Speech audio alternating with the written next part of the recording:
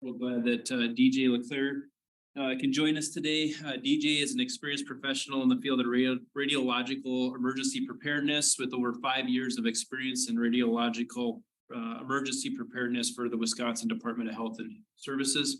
He holds a bachelor's degree in nuclear engineering and a master's degree in health physics with a focus in radiochemistry. Additionally, he served as a nuclear operator in the United States Navy, providing him with a valuable experience in reactor operations and safety protocols. DJ is passionate about nuclear technology and has an extensive knowledge of radiation safety regulations and emergency response procedures. He has a track record of successfully managing complex emergencies and exercise situations, working collaboratively with other agencies to ensure the safety of the public. And he has probably one of the best mustaches you'll see. So with that, welcome, DJ. Thank you. Thank you. For that introduction, actually, I used ChatGPT to write that for me. So it is accurate, all accurate. Contrary to some other ChatGPT out there. But yes, thank you everyone for joining. Since this is a small group, like I mentioned, we'll go ahead and any questions you have, feel free to ask them as we go along here. And I'd be happy to answer them. This presentation is definitely a awareness level type of presentation. So give you awareness on what is kind of going on within the state and how we actually have a radiological emergency preparedness program in the state, and to kind of give you an idea of what that program looks like, as well as the different types of radiological emergency preparedness there is, because there's more than one kind out there, and I'll get to that soon here. One of the first things I want to talk about here is kind of who, if I can get this to work, who we are with the Department of Health Services. And is there a clicker at all so I can walk around? Okay, that's fine.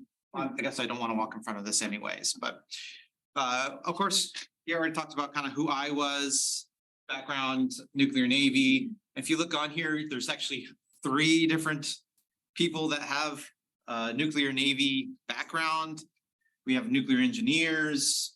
We have, almost all of them are nuclear engineers, except for Bob, who is our environmental monitoring, and he has more experience in.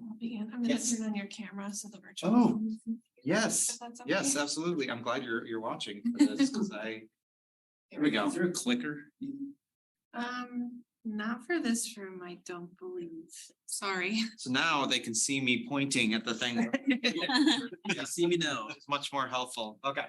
And for those of you who are on the call, I do have the chat open so I can see any of the questions that come up open there. And it looks like we have a handful of people, maybe 5 people or so on the call. But anyways, where I was getting at, mostly very nuclear focused folks. Radiation health physics, so people who actually know the effects of radiation. We have a lot of expertise basically in our group in the specific, and we're very specifically focused on radiological emergency preparedness, including our environmental monitoring person. And he has a lot of experience being out in the field, taking samples, biology, geography, because he got his MS in geography because GIS, that didn't exist as a degree at that when he went through. So what is radiological emergency preparedness? Quite often I get, when I tell people this is what I do, radiological emergency preparedness, they're like, well, I know what those words mean individually, but it's not very, I think it's descriptive, but it can be a little confusing on what does that mean? And I kind of put a slide together here to kind of describe what it means. And it's basically planning, training, drilling for, and here's the 3 things that I talked about: nuclear plant emergencies, protecting the public for if there's an accident in a nuclear plant, protecting them from emissions that might come from the plant in an accident scenario. Nuclear materials response, so protecting people from sources that a licensee might have, maybe it was lost, stolen, a transportation incident, that's a pretty big one. You'll hear me talk about that a lot today. And then also radiological terrorism. That is definitely something that we plan for a lot. FEMA, the Homeland Security, they do a lot of training and planning for that, and we get some of that training as well. And I'm going to go more into detail on that a little later on. But first, I kind of want to talk about what I think a lot of people think of nuclear emergencies. They hear the word nuclear, they hear the word radiation, and all of a sudden they have this view in their mind that has been kind of growing since the nuclear bomb days, right? We imagine a nuclear plant that's blowing up in the cloud, even though that is very unrealistic, but we have this visions in our head of what that means. So I kind of want to get into putting things into perspective a little bit here on what these things mean when it comes to the frequency, the area of consequence that this might be, and what sort of public health hazard are we talking about here? And when I mean public health hazard, I'm talking about specifically the hazard of the radiation itself, because there's other hazards that come, like if you're evacuating people, that's a big hazard right there. And as well as the public perception that can come with a lot of anxiety and other consequences that this is not what it's talking about. This is talking about specifically the radiation hazard. So nuclear plant accidents. That again, I said that's what people imagine. They imagine that mushroom cloud coming from a nuclear plant. The frequency of those, very rare. I'm sure many of you, everybody in the room could probably mention the three major, at least collectively, think of the three major accidents that have happened throughout the world. And that's over 400 reactors that are in operation right now. You can, if everybody can imagine all three of those major incidents that have happened at nuclear power plants, like that's a pretty rare occurrence. Area of consequence, that's very large. And by the way, consequence doesn't necessarily mean area of hazard, because consequence can extend far out. A lot of that could have to do with public perception around radioactive material and radiation. So the public health hazard, I think it might surprise a lot of people. Public health hazard of a nuclear plant accident is actually more in the low to medium range of health hazard.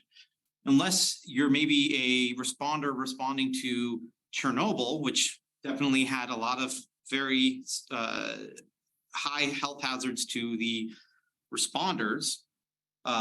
Even in a Chernobyl situation, which physically can't happen anymore because of the way things have changed, even off-site from there, the health consequences from the radiation were not as high as many people thought it was going to be or still think it was. It's actually quite lower than people imagine. And I would say that would be more towards the medium end of things when it came to the actual health consequences from the radiation. And then there's nuclear materials. Those are actually very common incidences involving radioactive material. They happen, I would say, around the US, probably on the weekly to daily basis. There's incidents involving licensees or nuclear material out in the public. And in Wisconsin, we at least have it monthly.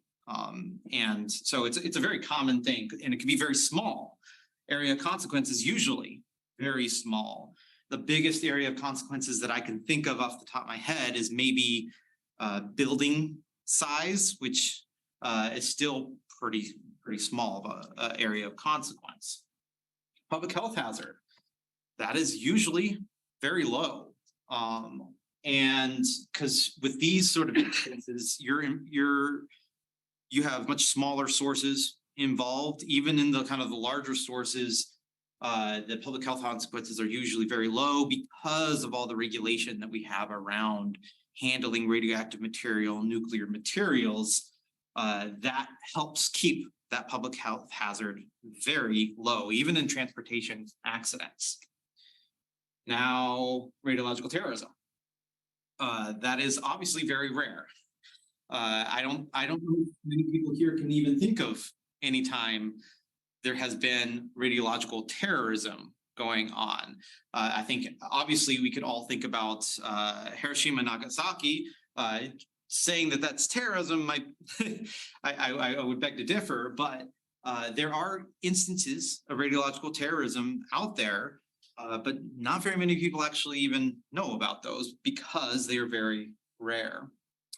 Area of consequences, that can obviously be very, very small. It can be to the size of an armchair because somebody is trying to assassinate somebody using a radioactive source, all the way up to a city, right? If it's a improvised nuclear device, that can be quite large, which because of that, public health hazard, it can be anywhere from very low to very high public health hazard. Again, nuclear detonation. Let's see here. Oh, I should have been watching the questions here. No longer using Bert the Turtle. I'm actually not familiar with that. Oh, okay, civilian defense program. Anyone here familiar with the Bert the Turtle? Is that some? Okay, I guess that was a thing. Anyways, so again, sticking with, duck and cover turtle. Okay. Sticking with the theme of kind of putting things into perspective on what do these hazards look like? If you are dealing with, do we have, who do we have here in the room? Like, do we have EMS? Like, we do have EMS folks? EMS hospitals. EMS. Hospital. If you all are dealing with these three different hazards, so radiological, I think this is the symbol for chemical warfare or chemical terrorism or biohazard. Like, which one of these would be the highest hazard to you all in your jobs? Yes. Yes.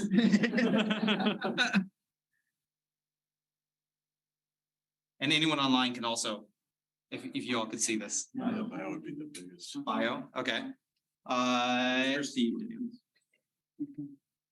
Perception's a big one, right? I mean, that's what we talk about. And then, okay, what would you say then is the next one down or the last one on here? Probably the chemical. That one. Is it chemical? Any other thoughts to this? The problem is all of them are very, like you said, they're very incident dependent. Right. You're trying to assassinate something or blow up a city, you're trying to cause an Or what's being irritation or transported. I mean, that's, you brought that up earlier, but that's probably our bigger thing. You never know what's in a UPS truck. Or your location of work also, radiation if you're in a hospital. Yeah, what's the imaging guy with nuclear medicine and those types of things. Okay. Does anyone do nuclear med here? Okay, so I can say things wrong and no one's gonna correct me. So generally speaking, when it comes to actual response to these three different hazards, again, being incident specific, but in a general sense, the radiation hazard is usually that lower one. These ones, I would say, it's a little difficult to tell which one's going to be the more hazardous one. To you all, it might be the bio, right? To a responder who's responding out in the field, that's a good question. Yeah. But typically speaking, when it comes to response, the radiological hazard is always the last thing that we really need to think about. And if who here is familiar with the emergency response guidebook? Okay, got some nods in the head. Yes, perfect. If you turn to the pages that talk about radiation, every single one of those, like, so if it had a radiation symbol on it, it says deal with all other hazards and life savings before the rad. Always focus on every other hazard first. Once all those hazards have been addressed, or if you have extra folks that can deal with the rad stuff, then go dealing with the rad stuff. Because typically, especially when it comes to transportation, that's the least of your worries out there. So what I want to talk about here is kind of in radiological emergency preparedness, my group's job. in the radiation emergency unit. And for radiological emergency response as a state, we have like a whole team where Department of Health Services and Wisconsin Emergency Management. Our job is to take that anxiety that's usually way up here when people hear radiation, right? They hear nuclear. We say when somebody's doing that thing that you're only going to pull the trigger on that once, we're saying going nuclear, right? Usually their anxiety is way up here. And it's our job when we get the phone call, we get the page. In fact, I got a pager on right now.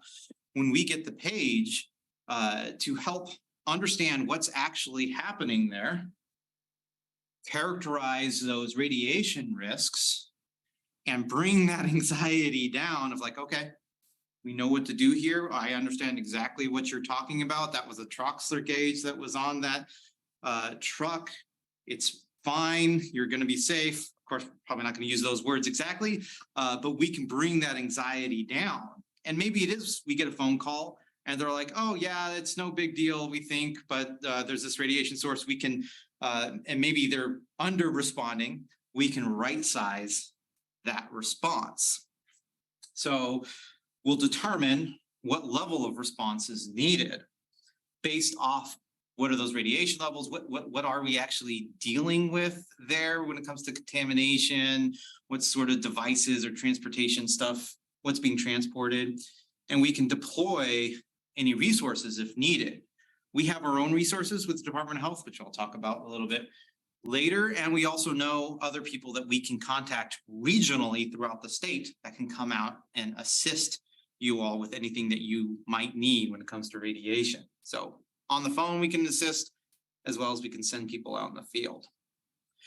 So next thing I want to talk about is I want to get a little more into the specifics on the different types of response we deal with. I'm going to go a little quicker through this because I'm not sure how much detail you all want to go into now that I've kind of gauged who we have here in the room. But let's go ahead and talk a little bit more about nuclear plant response. And big thing I want to talk about is basically where it all started. Why do we do nuclear plant response? Nuclear plant response is the reason why I'm even really here today, the reason why I have a job, because back during 3 Mile Island, when that accident happened, they decided we need to have offsite capabilities and offsite response. There must be people dedicated to knowing what to do if there was a nuclear plant emergency that are on the government side of things. So Department of Health Services for me, but there's an entire infrastructure, which I'll show here, built around this. But 1979, for people who aren't familiar with the 3 Mile Island nuclear accident happened. And this really shed light on the states of preparedness offsite. We had plans that were contradicting each other. There's stories of when it came to evacuation routes, they were planning on sending somebody over a bridge, over a river, and using both sides of the bridge, right? Just like, who cares what side of the road you're on, just go across the bridge. And the other county that was across the river had evacuation routes going the exact opposite direction. So it would have caused this huge traffic jam, but basically showed nobody was planning. No one was actually talking to each other about what we should plan for. So like I said, plans contradicted. We also had very poor communications. Basically, there was no established, we're going to call this phone if there's an emergency, or you're going to call us or notify us in a certain way. There was none of that. And what that did is it really made it to where there was a lot of loss of trust between the organizations. The government didn't trust the nuclear plants. The people didn't trust the government. The people didn't trust the nuclear plant. And because of this poor communications, it was a communications disaster. That is what the 3 Mile Island accident was. Because of that, this whole program was created. And so how did we fix that problem? We came up with this whole manual on it. This is our Bible here of exactly all the different requirements we need to have as a program. We came up with a whole national rep program. Any county or state that's within 10 miles of a nuclear plant has to be a part of this program. I don't think you all are central. So there's no nuclear plants near you. So not something you necessarily have to deal with, but this does give you a little bit of perspective of what we have. The new Reg 0654, that's that Bible thing that I talked about. And then FEMA actually comes and evaluates us. Every single year we get evaluated by FEMA to make sure that our program is adequate to respond to prevent another 3 Mile Island sort of situation happening again, where we were basically caught off guard. And FEMA must establish this thing called reasonable assurance, which is basically saying that we can reasonably assure that the offsites can respond to a nuclear emergency. And they tell the Nuclear Regulatory Commission, yes, the offsite's good. Nuclear Regulatory Commission does not take away the nuclear plant's license to operate. All right. And to do this, to ensure that we have that reasonable assurance, we do exercises. It says biannual exercises, but since we have 2 nuclear plants that we deal with, one on each side of the states, it's basically every single year we're being evaluated. And we have hospitals. We actually have 3 hospitals throughout the state that are capable of taking on contaminated, injured people. They know exactly what they do. They have the facilities, they have the equipment, and they can handle somebody was injured while maybe they were evacuating or something like that. And we have to drill with them every year, and they're evaluated with FEMA watching us every other year. But basically, it established this whole entire infrastructure we have as radiological emergency preparedness, which is really beneficial for everybody, because now you have me to help you, even though you don't have a nuclear plant within the central, what is this, north central, right? North central region, you don't have a nuclear plant. But because of the nuclear plants, now you have this infrastructure that we can come in and help you all if you ever have any sort of incident with contaminated individuals coming into a hospital. And here's that big infrastructure that I talked about. This is, you don't have to read this whole thing, but basically this right here is kind of the Department of Health area over here. We have emergency management, which could be that local emergency management all the way up to the state emergency management. We have, we're dealing with the nuclear plants over here. Feds are going to come in. It is a very large response. So all of this is available, again, not just for nuclear plants. These people are also available for any sort of radiological emergency. Let's get into nuclear materials response, which is probably what you care about a little bit more, right? Because nuclear materials are everywhere throughout the state. And I'm pretty sure I left in my slides that talk about that. I hope I did.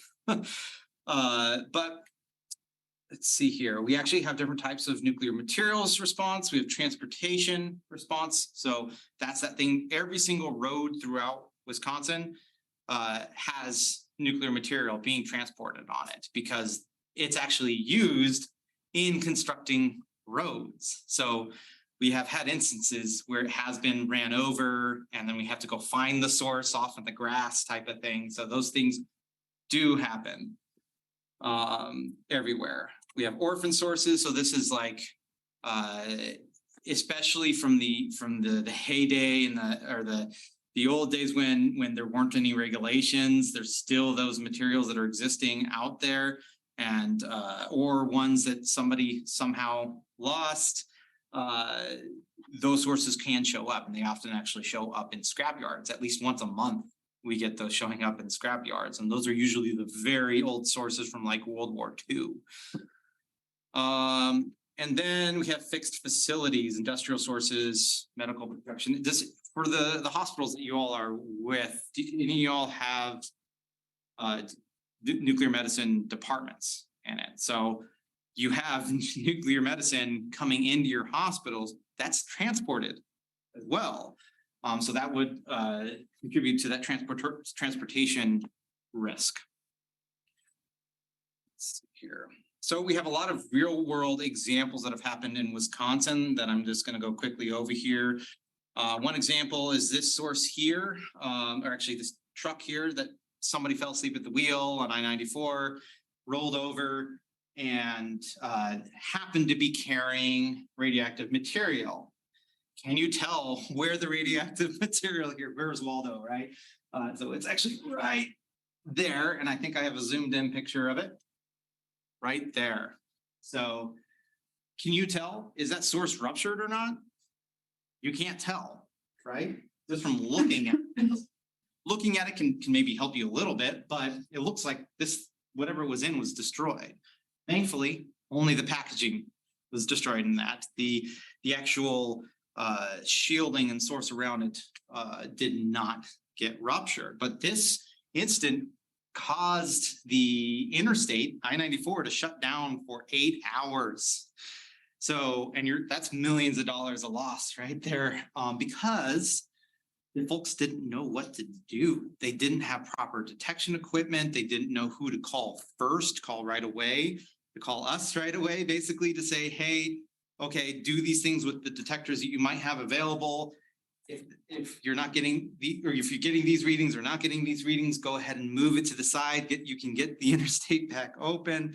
If they knew who to call, we might have been able to help them out a lot quicker. And here's another one that we had. This we call it the Superior incident. Basically, there was a piece of scrap metal right there that was found on the lake shore by somebody walking their dog. And turned out that it was basically just a piece of scrap metal. They removed the radioactive material. Radioactive material was hopefully disposed of correctly. And then they just had this piece of metal that was put into scrap and somehow made its way into Lake Superior, which is not a good thing, but it is a good thing that there was no source available or in it. But it caused a lot of concern. Everybody was called into that response.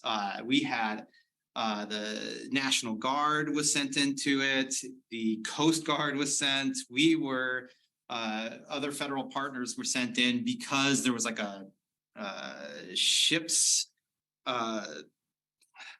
event happening up in Duluth, I think. I can't remember what it's called, but big thing was happening. And they're like, oh no, is there radioactive material nearby? We need to respond to this. And it ended up really, again, that anxiety was up here. They might not have called us right away to help kind of bring it down here. So it basically really just ballooned from there. Another thing, like I mentioned, we have very commonly, we respond to nuclear materials, and this is one of the things that we are commonly responding to. I think we've had 2 in the last year that we've had to respond to. This is called a Troxler gauge or a nuclear density gauge. Very small, you can see it just fits, and they have to secure it to the truck. We've had these somehow have fallen off, even though they're supposed to secure it doubly. It's fallen off, or someone got in an accident with it. That's one of the calls that I just had to do just a few weeks ago. Somebody got in an accident with it. It wasn't damaged at all, but the fire team is like, whoa, it says radioactive material. I know I need to call the Department of Health Services. So that he was able to get hold of me. I was able to contact them very quickly and identify that this is, in fact, you're good. Take some radiation readings because someone had a radiation meter there, and we were able to say it's good, you can secure the scene type of thing. But happens quite often. And here's what it looks like if you break it open. So it doesn't usually look broken like this. It's usually put together, and it's something that you can actually use this handle here. You push it down into the ground, and it's able to help you out with measuring moisture density of the ground. And then there's scrapyard responses, like I mentioned. This is an example of scrapyard response we did. I was part of it, and we actually found, I want to say, like a dozen sources in this one scrap pile of these here, World War II radium dial painted gauges from I think it was an aircraft. Some of them are, it's either aircraft or naval vessels is usually what they come from. And somebody just collects these old World War II memorabilia and happens to be that they're radioactive, which it was legal for them to have it, but you're not supposed to just throw it out into the scrap. But I'm willing to bet that this might have been somebody that passed away and they're like, I don't want all this junk, and then just ended up putting it in the scrap. So it wasn't nefariously done. And they're just not aware that these were actually radioactive, and they set off the scrapyard detectors. Every major scrapyard in Wisconsin and honestly around the US is going to have these huge detectors that flank every single truck that comes into their facility. They actually usually flank the scale. When a truck goes in, drives onto the scale, stops, it goes by these detectors, and these detectors are able to find where on that truck the radiation source is. When it goes off, they call us and we respond to it. So it happens very often. And let's see here. And here's this wasn't even all of them. This is just one of the pictures that I took. There was some other ones as well, but yeah. Some other real world events that we usually deal with, those really lower risk ones, right? There's like a source that was ran over and we were able to find it, or a scrapyard response, very low risk.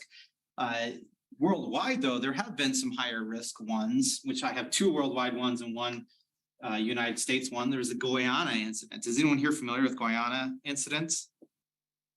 That one, I think you all would be most interested in knowing about and learning the history. And I would recommend looking into this one if you can. And this was an incident where there was a hospital that was being shut down, and it happened to have a machine in it with a very, it was a cesium-137 source in the machine.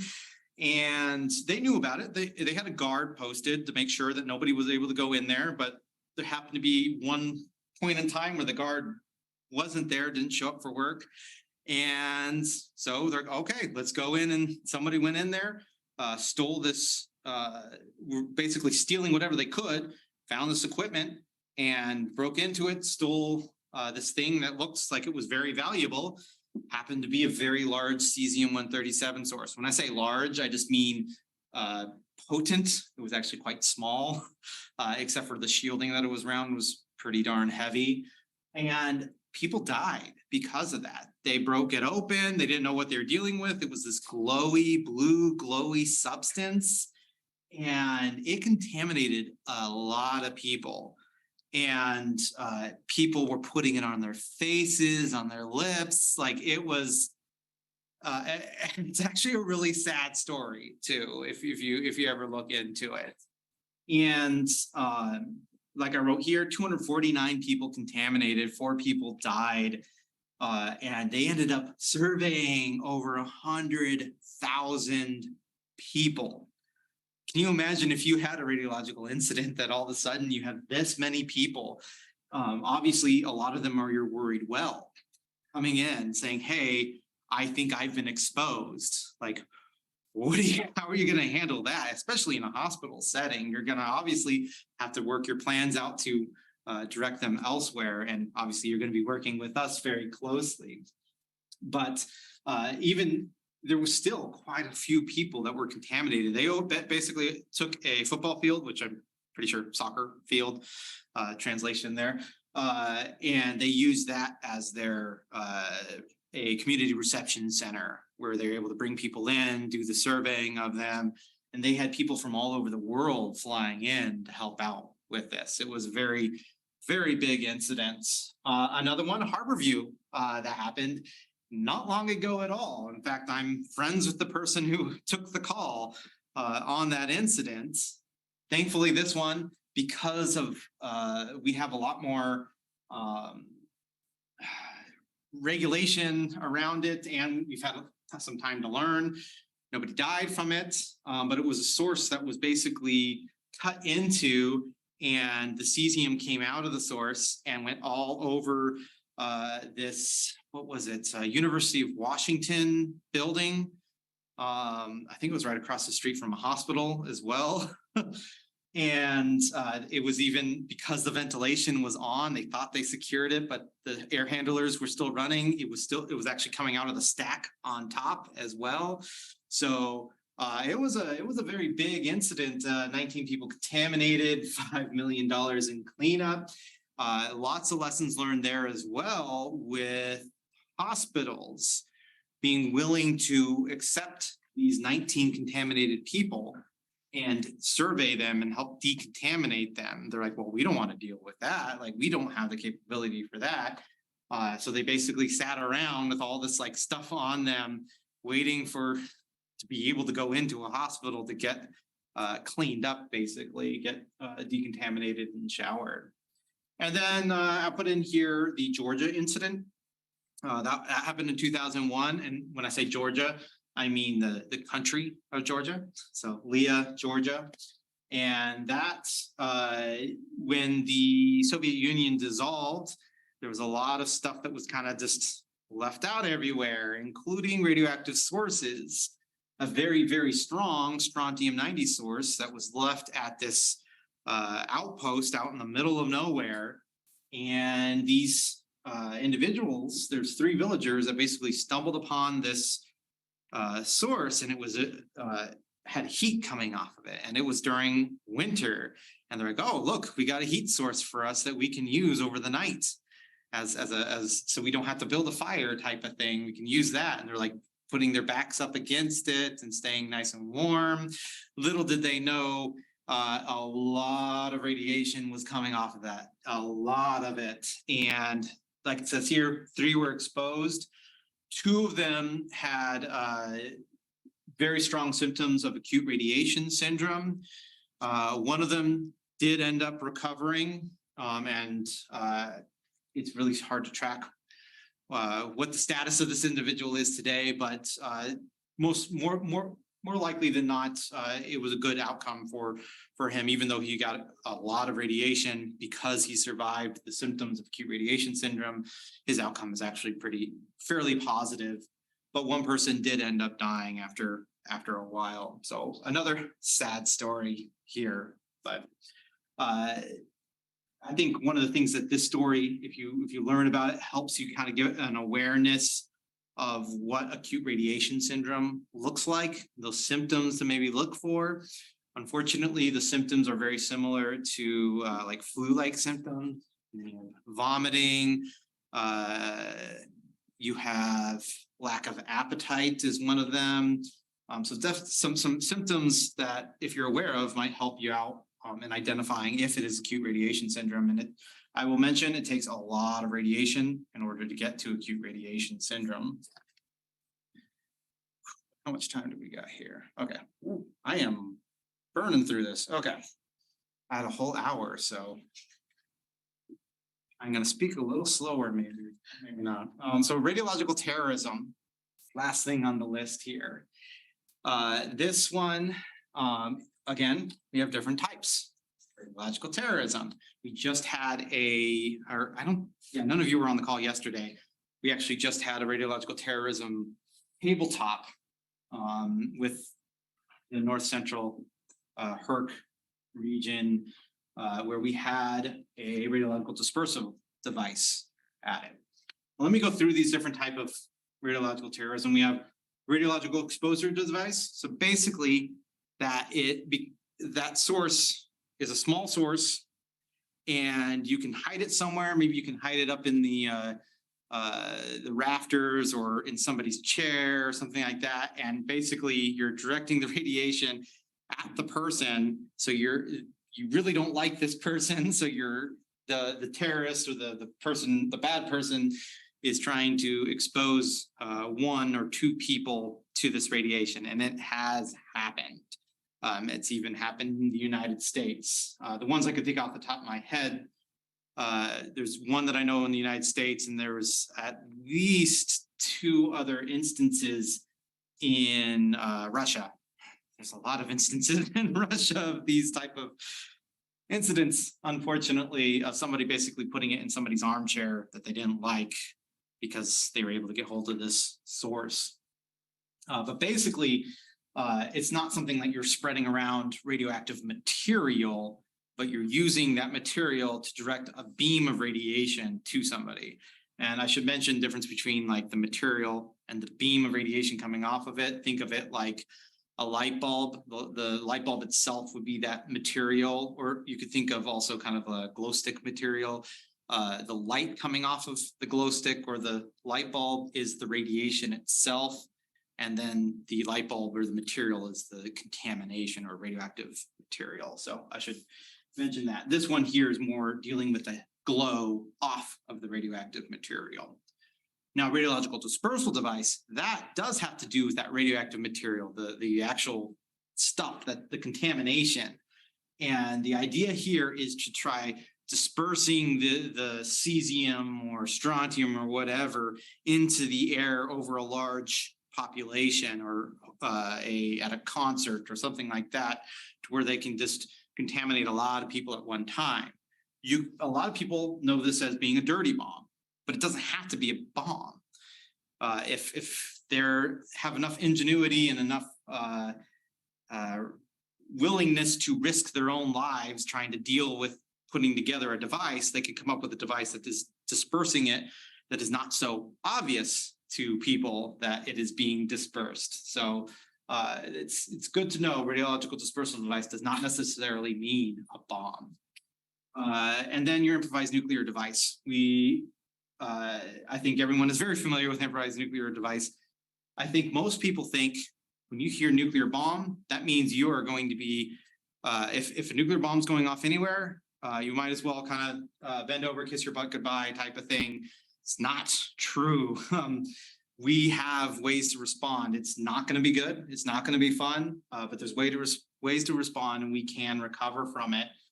When we are planning for improvised nuclear devices, we're actually usually planning for those much smaller devices. We're not usually talking about those kind of intercontinental ballistic missiles coming at us. We've shifted our focus actually away from that sort of planning more to those smaller ones. That's something that a terrorist group might be able to put together, which is actually, smaller than Hiroshima is what we're actually planning for on those, because this is the one that we've determined is going to be the more likely thing that could happen in any city here. And that is more talking about a blast radius of like half a mile to a mile rather than many miles type of thing, like one of the big mega bombs. So you're dealing here, depending on where it's located. I don't know if we could find a location within this region that's going to harm more than 100,000 people in a mile or half mile radius. But these are the numbers that you would probably be dealing with. Like I said here, 1 to 2 people. Here you're dealing with maybe dozens of people. Here, hundreds of thousands of people, possibly depending on where it's blowing up. So I'm going to go quickly through kind of a little more in depth on these. Radiological exposure device. It could very well be somebody is planning on doing a dirty bomb, but they need to plant it first, right? And if it's a dirty bomb that's big enough, they're going to try planting it. Maybe they're planting it in a like a theater or something like that before it blows up. It's going to be extremely radioactive. So maybe somebody's sitting by it for an hour getting exposed. At that time, it is a dirty bomb is actually a radiological exposure device. Like I mentioned before, it's only affecting the people really close by it, 1 or 2 people. So if that bomb never goes off, your consequence when it comes to numbers of people you're dealing with is quite smaller number of people. Radiological exposure device, yeah, it could be really difficult to find unless you have detectors on you, which my detector's in my car. But unless you have a meter on you, which I don't know how many, I don't think any of the hospitals really have any meters that are just there available on all the time. You're not gonna know it's there. And obviously radiological exposure device is probably not going to make it into a hospital. It'll be somebody suffering from the consequences of the radiological exposure device. that are gonna have those symptoms of acute radiation syndrome that you're gonna, that's what you're probably gonna be dealing with in more of a hospital setting. You probably don't really care too much about the radiation search methods. I will mention bomb squad might be necessary because it could be a dirty bomb. And actually the radiological exposure devices, there's been at least 2 in Russia that were technically dirty bombs, but I'm pretty sure that they had no like capability of setting it off remotely. It was just more of a, hey, we can put these anywhere and you can't stop. It was basically like a show to like, we can get you wherever you are type of thing. And I actually don't think the radioactive source that was on it was actually even that hot, but it doesn't really matter, right? Because what this is for might not necessarily be to harm somebody, but it can affect the psyche dramatically. You could just say, oh yeah, I had a radiological exposure device somewhere in this city, and now all of a sudden you have a city that's in mass panic. So that oftentimes when you hear radiological exposure device RDD, you hear them being called weapons of mass destruction, but really they're weapons of mass disruption, because you can disrupt an entire country with these sort of weapons. And that brings us to the radiological dispersal device. And I put right here, RDD is a weapon of mass disruption. Now, a RDD that is a bomb type thing, the most hazardous part of a dirty bomb is the bomb itself blowing up. It is just basically a conventional bomb to a IED, improvised explosive device. That is the most harmful thing. The thing that's actually going to harm and kill people is the bomb itself. The radiological part of it, except for maybe somebody that was assembling the device, and when you're hanging around highly radioactive stuff that you're trying to spread out, you could have those symptoms of acute radiation syndromes. That's another good reason why to kind of look out for this, especially if you had a few people with acute radiation syndrome coming in with symptoms before or after when a incident happened. They might be actually the suspects, the people who actually put this thing together. That's where the radiation might be very harmful, or if somebody was sitting next to it for an hour or two, that's where you could see symptoms due to the radiation. But once it goes off, you take that radioactive material and you distribute it around, you've now made it way less concentrated. Radioactive material is most harmful when it's extremely concentrated and unshielded. But when you disperse it out, now you've actually reduced the amount of harm that it could put onto people dramatically.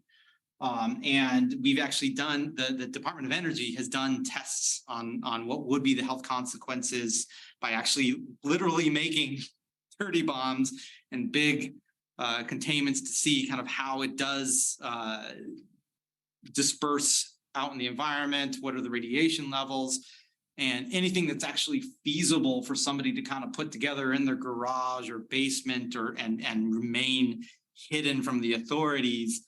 It would be very difficult to make anything that is radioactive enough to actually harm people with the dispersed radioactive material.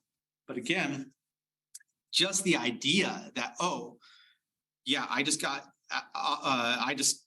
dealt with the trauma of dealing with a bomb blowing up next to me. Now I'm dealing with the trauma of this radioactive material from the bomb. Again, that is really affecting us and our psyche. And it would be like another 9/11 type of situation if that happened in the United States, just because of the emotion around it and the perception around the radioactive material. I put in here, same thing I did for the RED on finding it. It would be difficult to find unless you know about it. I will mention here, if somebody's trying to target a big thing that's happening, such as like a football game, like a really big football game, a major football game, or a major event where tens and thousands of people are going to be at, more likely than not, you're going to have somebody that is equipped with radiation detection equipment at those events, or they're looking out for people carrying backpacks. After 9/11, we've gotten way better at being able to watch out for those larger events. So if it's really big, there's probably somebody there and they might find it. So, or they're likely going to find it. So Green Bay Packers games at Lambeau Field, I know for a fact the people who actually do the detection at those games. This strategy here for a dirty bomb type of situation, because the dispersed material is a dust, you might be able to kind of cover your mouth with improvised masks or your shirts or whatever, and that can help prevent you from breathing in that radioactive material, that fallout. But the best thing to do is get inside a house. Acts like it's basically a tornado type of situation, house or building, right? Go to the center of the building, preferably the basement of a building. If it's a high-rise building, you're going to get to the center of the building and maybe up to the center floor is what you're really looking for there, because you're trying to avoid the outside, the contamination from being able to irradiate you, and you're trying to avoid any contamination that's falling down on top of the building as well. So get as far away as you can from the outer sides of the buildings is the best strategy for a dirty bomb type of situation. And that's actually a very similar situation for an improvised nuclear device as well. And I already mentioned this stuff here, but strategy for that, get inside, stay inside. Even covering your mouth for that's not actually something that we recommend, or you can do it, it's not going to hurt. But the fallout from a nuclear bomb, it's about the size of grains of sand or salt. That's not typically a breathing hazard type of thing. The big thing, if you did have a mouth cover, it might prevent you from like touching things and like touching your mouth type of thing. That's the only really benefit from trying to cover your mouth. But again, the best thing to do is get inside, stay inside, and we say stay tuned type of thing. Real world examples, I've mentioned a few of these before, 2 cases in Russia, again, involving armchairs. The Chechen rebels, those are the ones that put the radioactive material next to basically TNT, but there was no way to set it off remotely. But it was basically these terrorists basically saying like, hey, we can get you anywhere type of thing. They actually ended up putting it in a park, which was supposed to really elicit a lot of fear from the authorities.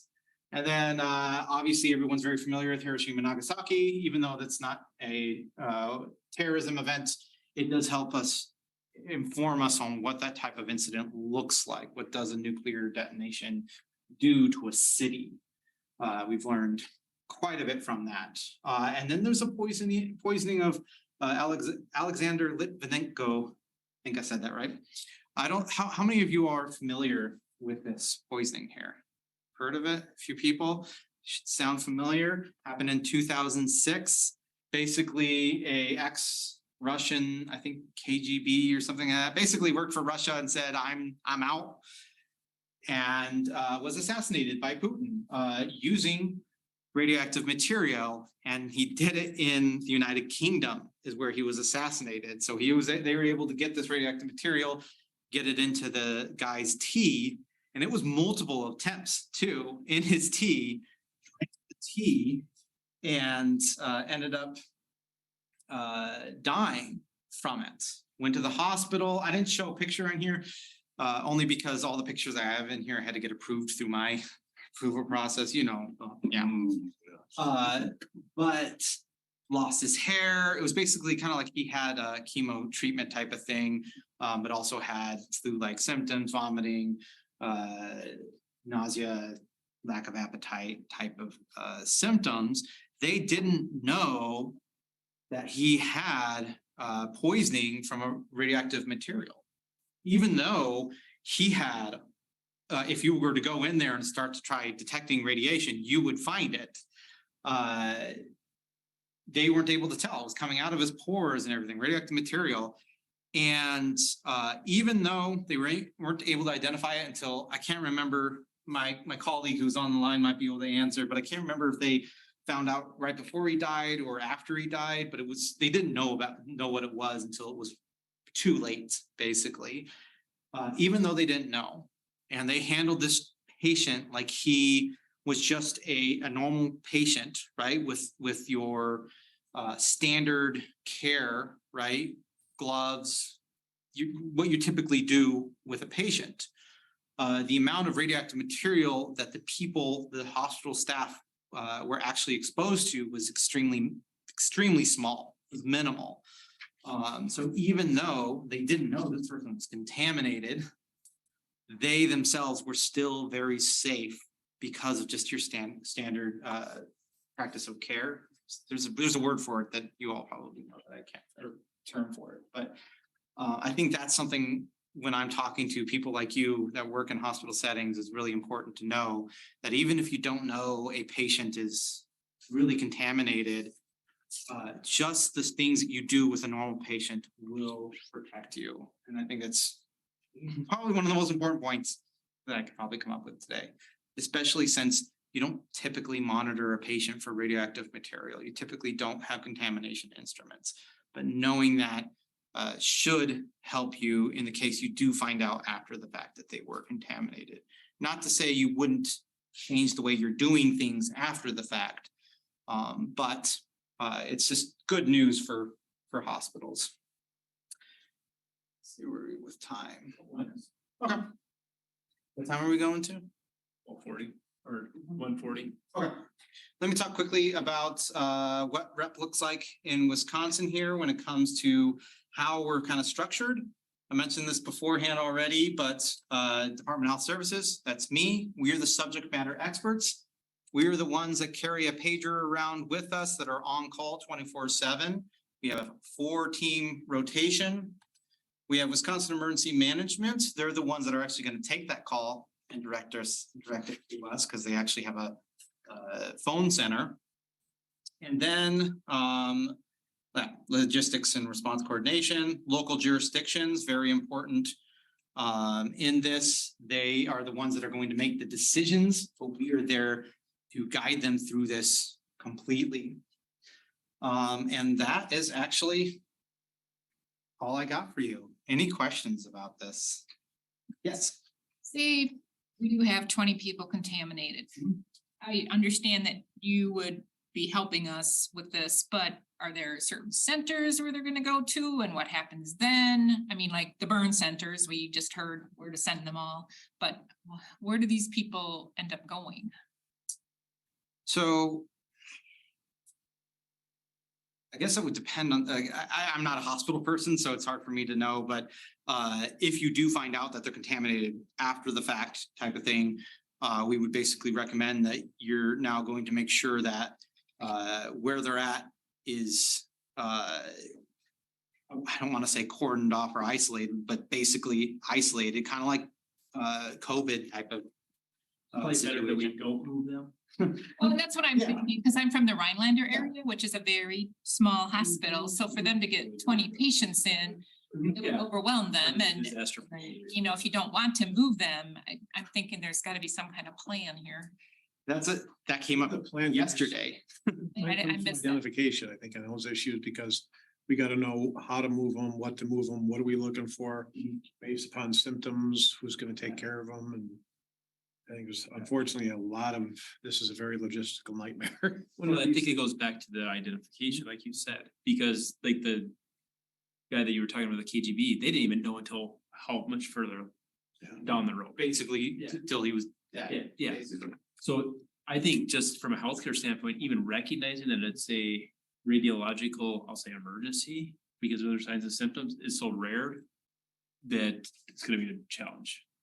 Unless we know we have an actual event in a location that there may be a. Right, like the truck turns over. or But something. then you can start strategizing, okay, we're not likely to see XYZ symptoms immediately. It's gonna be a time frame to deal with it. I will tell you kind of how the hospitals who do plan for these, what they do. They actually have rooms that are right off the ambulance bay that are dedicated to this. And they take ropes and they kind of rope off an area to make sure that they can go in. Some of them have even to where you can kind of go in an alternate entrance so they can keep their ambulance bay open, and they basically rope off the area so people can't just walk through this contaminated area. And then if they need to get into the area, they have basically a checkpoint that they can go through where they can get their proper dosimetry and PPE. They can go into the area, and then when they need to come out, they have to do proper doffing procedures in order to come out, and they read their dosimetry. Just like you'll have your hot, your warm, and your cold zones, and that's what you end up having set up, whether it's this incident or a lot of our other emergency preparedness planning that we do. That's what you end up, you're gonna have that type set up. I would highly recommend if you have a nuke med department. Yeah, they would need to be involved, and they're gonna have the equipment that you want. What always entertains me about that with our new med department is they drop off right by my office in their private vehicle. Shut the door. Always get a kick. I mean, big leather, lead cases that come out, but it's. The same people that come in every time. Yep. I do have a question here. They're saying, in the ambulance, how would you protect your rig equipment and yourself? We, first thing I want to mention, if the person is injured enough that they need medical attention, that is always the priority. Like I mentioned before, always it's their life safety. Don't worry about the contamination, save their lives type of thing. When it comes to the ambulance, you can survey that out. We practice doing that every single year. You can survey out that. I think what I've learned over the years, if it's a large enough dose to kill you, you're dead on scene. If you're still alive, it's the standard douse them with water, cut their clothes off, and that'll contain enough of, they will internally contain most of it anyway, so. Yep. All right then. Thank you very much. I know we're a little over, but.